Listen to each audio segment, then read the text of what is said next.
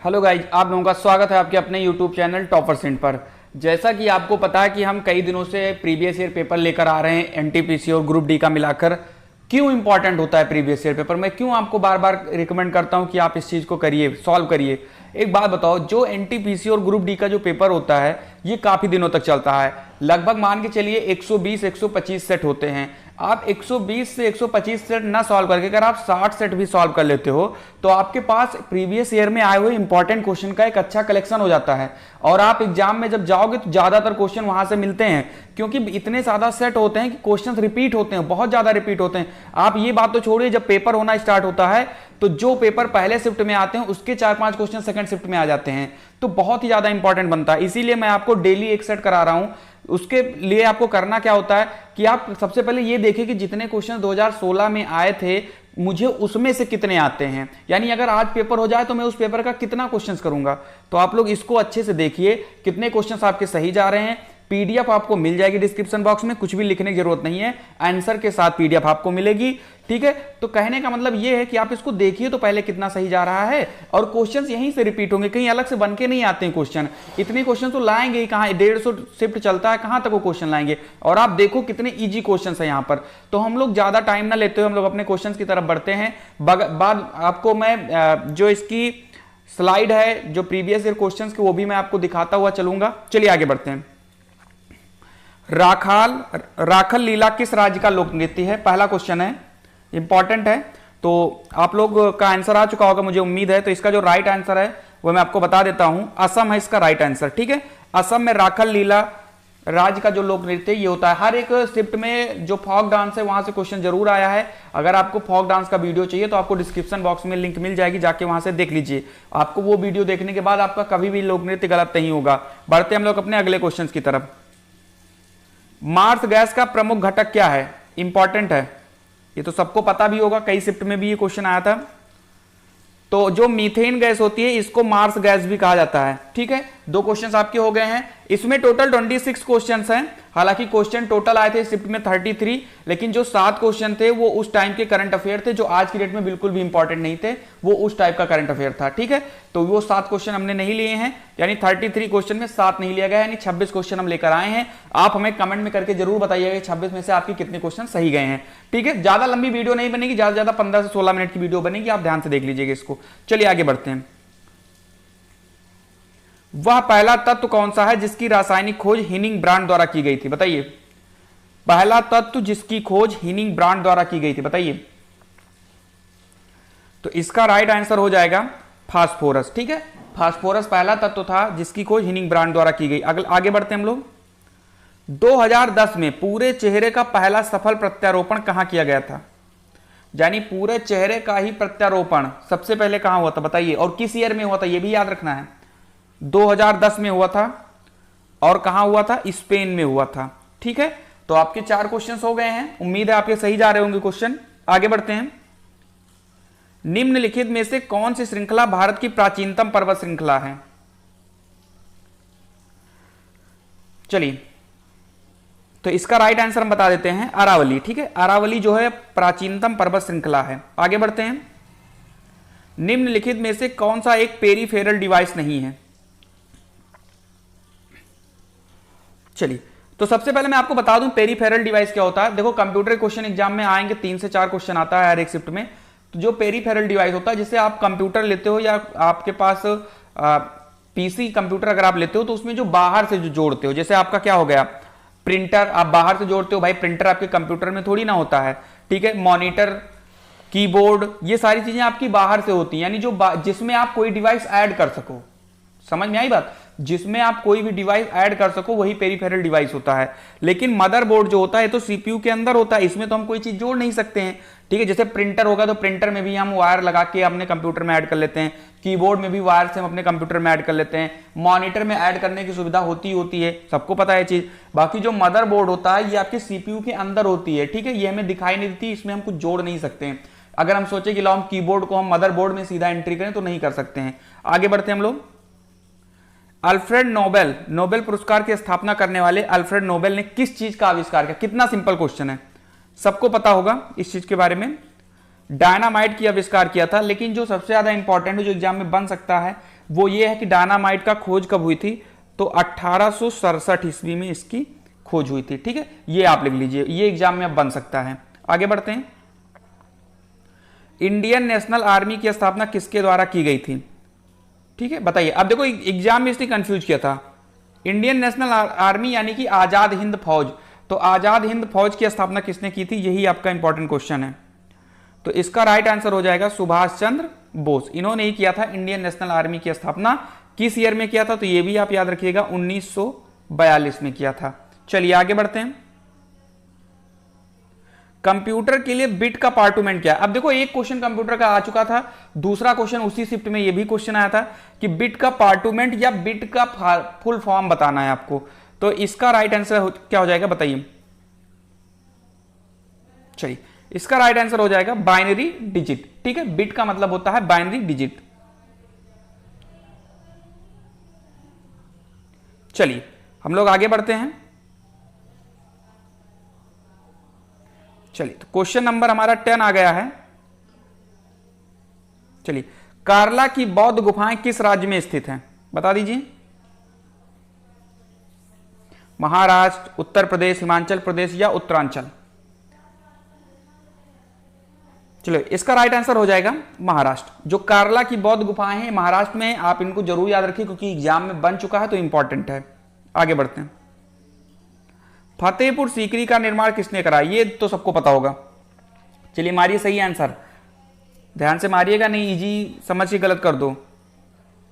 अकबर। ठीक है, इन्होंने ही इसका निर्माण कराया था और सबसे ज्यादा इंपॉर्टेंट है किस ईयर में कराया था, तो 1569। ये लिख लीजिएगा, ये आया है उसी साल 2016 में। ये भी क्वेश्चन आया है 2-3 शिफ्ट में कि किस ईयर में हुआ था फतेहपुर सीकरी का निर्माण। आगे बढ़ते हैं। निम्नलिखित में से कौन सा क्षेत्रफल के मामले में भारत का सबसे बड़ा केंद्र शासित प्रदेश है? इंपॉर्टेंट है, बताइए। अंडमान और निकोबार द्वीप समूह जो है ये भारत का सबसे बड़ा केंद्र शासित प्रदेश है। किसमें, क्षेत्रफल में? इसका क्षेत्रफल मैं आपको बता देता हूं, 8,250 वर्ग किलोमीटर इसका क्षेत्रफल है। ठीक है, अगर देखो क्वेश्चन आपको पसंद आ रहा है तो आप प्लीज इस चैनल को लाइक कर दीजिए, और अगर आप हमारे इस चैनल पर नए हो तो आप सब्सक्राइब कर लीजिए। आपको जीके, जीएस, मैथ, रीजनिंग की बहुत ही बड़ी बेहतरीन क्लासेस यहां पर मिलेंगी आपको, तो आप अच्छे से इनको सब्सक्राइब करिए, लाइक करिए और कमेंट भी करिए कि कैसे क्वेश्चंस हैं, कैसा मैं एक्सप्लेन करता हूं, इसके बारे में आप जरूर बताइए। चलिए हम आगे बढ़ते हैं। उत्तर कोरिया की स्थापना किसके नेतृत्व में की गई? बहुत इंपॉर्टेंट क्वेश्चन है। चलिए, तो इसका राइट आंसर हो जाएगा किम सुंग। ठीक है, किम सुंग, ये इसका राइट आंसर है। उत्तर कोरिया की स्थापना जो हुई थी इन्हीं के नेतृत्व में हुई थी। क्वेश्चन नंबर 14, निम्नलिखित में से बृहस्पति का चंद्रमा कौन सा नहीं है? ठीक है, बताइए। आपको पता है जो बृहस्पति है ये सबसे बड़ा ग्रह है। ठीक है, इसमें सबसे ज्यादा उपग्रह भी पाए जाते हैं। उपग्रह यानी कि चंद्रमा की बात करें तो हम सबसे ज्यादा पाए जाते हैं, लेकिन इसमें एक उपग्रह नहीं होता और वो होता है टाइटन। देखो, आप बृहस्पति के सारे उपग्रह तो याद नहीं कर सकते हो, लेकिन इन्होंने जो ऑप्शन दिया था ना, बहुत ही बेहतरीन ऑप्शन दिया था, आप तुरंत देख सकते हो। टाइटन जो होता है ये शनि का सबसे बड़ा ग्रह है। ठीक है, ये चीज आप याद रखिएगा, टाइटन जो है शनि का सबसे बड़ा ग्रह है, तो आपको वैसे भी ये क्लियर हो जाना चाहिए। आगे बढ़ते हैं। वर्ल्ड वाइड वेब का आविष्कार किसके द्वारा किया गया था? Tim Berners-Lee, Robert Kahn, Vinton Cerf या रे टॉमलिंसन? बताइए। चलिए, इसका राइट आंसर हो जाएगा टिम बर्नर्स-ली। अब ये क्वेश्चन आ गया था और एक शिफ्ट में मैंने देखा सिर्फ ये पूछ लिया गया था इसकी खोज कब हुई थी, यानी कब इसकी स्थापना किया था टिम बर्नर्स-ली ने। तो इसका जो राइट आंसर हो जाएगा वो हो जाएगा 1989। 1989 में टिम बर्नर्स-ली ने www यानी वेब ब्राउजर की स्थापना की थी। आगे बढ़ते हैं। अगर इसमें हम बात करें तो पहला जो वेब ब्राउजर था वो www ही था, ये भी आपको याद रखना है।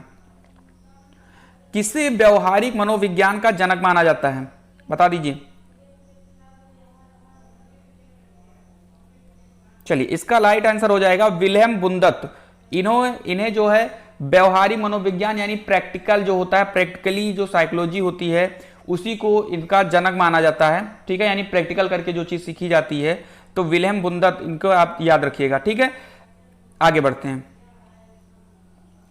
निम्नलिखित पद्धतियों में से कौन सी मानव विज्ञानियों द्वारा मनुष्यों के बारे में नई जानकारी हासिल करने के लिए मुख्यतः प्रयोग की जाती है। कहने का मतलब यह है कि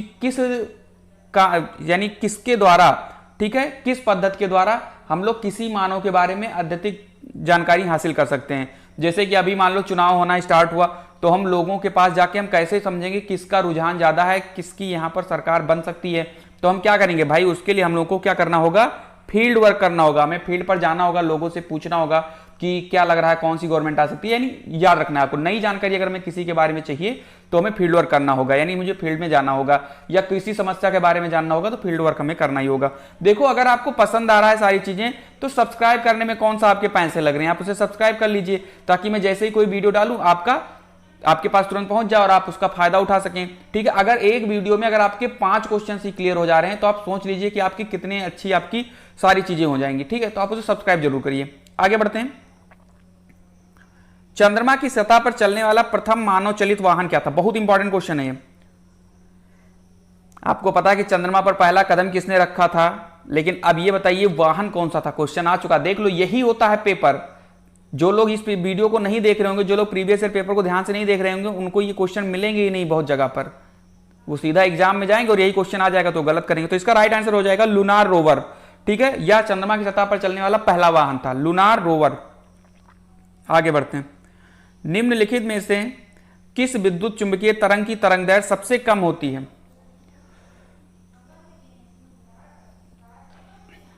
चलिए, तो तरंगदैर्घ्य सबसे कम होती है किसकी? गामा किरणें की।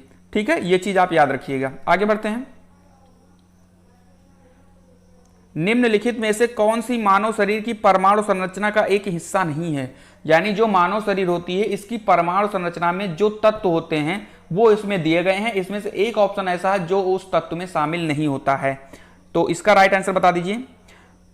तो भैया हाइड्रोजन तो होता ही होता है, कार्बन तो होता ही होता है, फास्फोरस तो होता ही होता है, तो क्या नहीं होता है? वो है लेड। यानी इसका राइट आंसर क्या हो जाएगा? लेड हो जाएगा। क्लियर है यहां तक? चलिए, तो इसका राइट आंसर लेड। आगे बढ़ते हैं।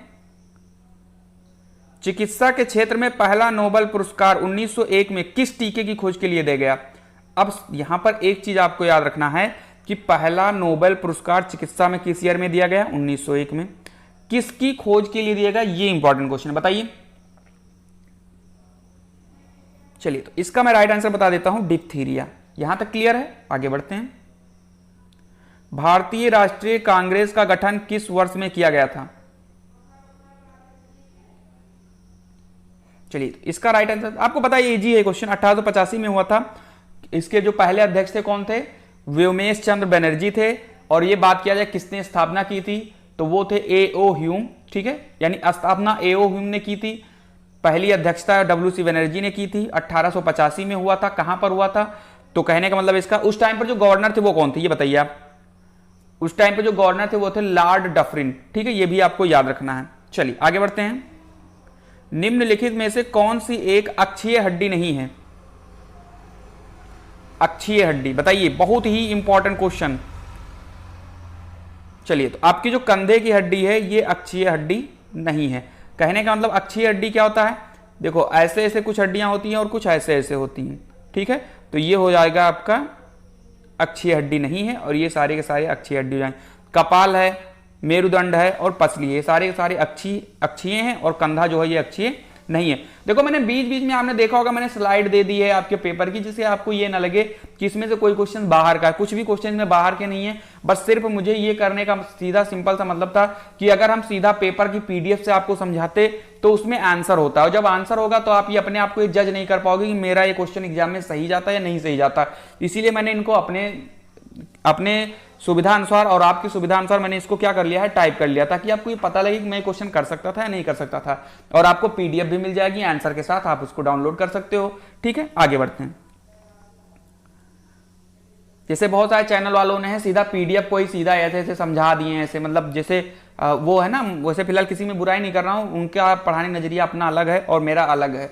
अगर आपको ये पसंद आ रहा है तो आप लाइक कर दीजिए, नए हो तो सब्सक्राइब कर दीजिए। ठीक है, चलिए, जब आप परमाणु के न्यूट्रॉनों की संख्या बदल देते हैं तो इसका क्या बदल जाता है? बिल्कुल सिंपल क्वेश्चन है, बताइए। देखो, आप एक बात बताओ, परमाणु में न्यूट्रॉनों की संख्या जब बराबर होती है, ठीक है, या जब हम इसको बदल देते हैं तो इसको हम क्या बोलते हैं? इसको बोलते हैं समस्थानिक। ये चीज क्लियर है ना? चलिए, जब किसी के परमाणु भार जब बराबर होते हैं तो उसको क्या बोलते हैं, उसको बोलते हैं समभारिक। ठीक है, चलिए, मेढक में कितने गुणसूत्र होते हैं? अभी हम लोग हाल ही में क्रोमोसोम की क्लास कर चुके हैं। ठीक है, और इस शिफ्ट में ये आया था 3 अप्रैल 2016 का, ये दूसरा शिफ्ट था। यानी हम लोग आज कौन सा सेट कर रहे हैं, चौथा सेट कर रहे हैं। जो लोग हमारे पहले, दूसरे और तीसरे सेट को नहीं देखे वो डिस्क्रिप्शन बॉक्स में लिंक मिल जाएगी, जाके देख सकते हो। सबसे पहले उसको देखिए, ये चौथी शिफ्ट है आज की। ठीक है, गुणसूत्र का ये क्वेश्चन आ चुका है और हमने क्रोमोसोम की भी क्लास हम लोग कर लिए हैं, यानी गुणसूत्र का क्लास हो चुका है। डिस्क्रिप्शन बॉक्स में मैं लिंक दे रहा हूं, जाके इसको भी देख लीजिए। वहां उसको देखने के बाद में कोई क्वेश्चन किसी एग्जाम में गुणसूत्र से नहीं गलत होगा। हाथी में कितने होते हैं, टाइगर में कितने होते हैं, बिल्ली में कितने होते हैं, मनुष्य में कितने होते हैं। ठीक है, ये सारी चीजें आपको मिल जाएंगी। तो मेढक का ये क्वेश्चन आ चुका है, तो इसका राइट आंसर हो जाएगा 26। ठीक है, जो मेढक होता है इसमें 26 गुणसूत्र होते हैं। जरूर जाइए देखिए, इतनी लंबी वीडियो नहीं, कुल 10-12 मिनट की वीडियो है, आप जाके देख लीजिए। आगे बढ़ते हैं। जनगण मन को सबसे पहले किसने गाया था? बहुत इंपॉर्टेंट क्वेश्चन ये भी था, ये कई शिफ्ट में क्वेश्चन आया है, देख लीजिए। तो श्री अरविंदो ने, सरला चौधरी ने, स्वप्निल वर्मा ने, रविन्द्रनाथ टैगोर ने। देखो, अगर हम बात करें तो रविन्द्रनाथ टैगोर ने इसको लिखा था, लेकिन गाया था किसने? सरला चौधरी ने गाया था। सबसे पहले राष्ट्रगान कब गाया गया था? 1911 ईस्वी में गाया गया था। ठीक है, तो सरला चौधरी आपको याद रखना है। देखो, मैंने एक आपको पढ़ाया था, एक बहुत पहले इसकी क्लास हो चुकी है, नेशनल सिंबल्स ऑफ इंडिया। तो भारत के राष्ट्रीय प्रतीक से जितने भी इंपॉर्टेंट क्वेश्चन बन सकते थे हम लोग उसकी क्लास कर चुके हैं। अगर आपको करना है कि मुझे इंडियन नेशनल सिंबल से कोई भी चीज गलत ना हो, तो आप जाइए, डिस्क्रिप्शन बॉक्स में लिंक दे दिया है, जाके आप देख लीजिए। अगर आप अच्छी तैयारी करते हो और आपको लगता है कि हाँ मुझे एग्जाम क्रैक करना, मुझे जुनून है, हमें ये नहीं मतलब है कि पेपर कब होगा कैसे होगा, तो आप जरूर देखिए, अपनी नोट्स बनाइए। ठीक है, जिसकी पीडीएफ दी है उसका पीडीएफ आप डाउनलोड कर सकते हो, नोट्स बनाने की कोई जरूरत नहीं है। तो ये थे आपके आज के 26 क्वेश्चन। अब जरा मुझे कमेंट करके बताइएगा कि क्वेश्चन के आंसर कितने आपने सही किए हैं। ठीक है, 26 में कितना सही गया, 15, 20, 25, 18, 19, 7, 5, 6, जो भी आपके सही गए हो, बिना किसी शर्म के, बिना किसी हिचक के आप जरूर उसको कमेंट में लिखिए। अगर आपके 10 क्वेश्चन सही हैं तो उम्मीद रखिए कि आप जब तक पेपर होगा हमारे साथ अगर जुड़े हैं तो आपके 26 क्वेश्चन अगर हम दे रहे हैं तो आपके 20 से 22 क्वेश्चन जरूर सही जाएंगे, 24-25 क्वेश्चन तक आपकी जरूर सही जाएंगे। ठीक है, तो हम लोग आज के लिए इतना ही रखते हैं। आप लोग अच्छे से पढ़ लीजिए, नीचे आपको आंसर भी दे दिया गया है, अगर आप इसको डाउनलोड करेंगे तो आंसर भी आपको मिल जाएगा। ठीक है, तो आप अच्छे से इनको तैयारी कर लीजिए। मिलते हैं हम लोग अगले वीडियो में, तब तक के लिए आप लोग खुश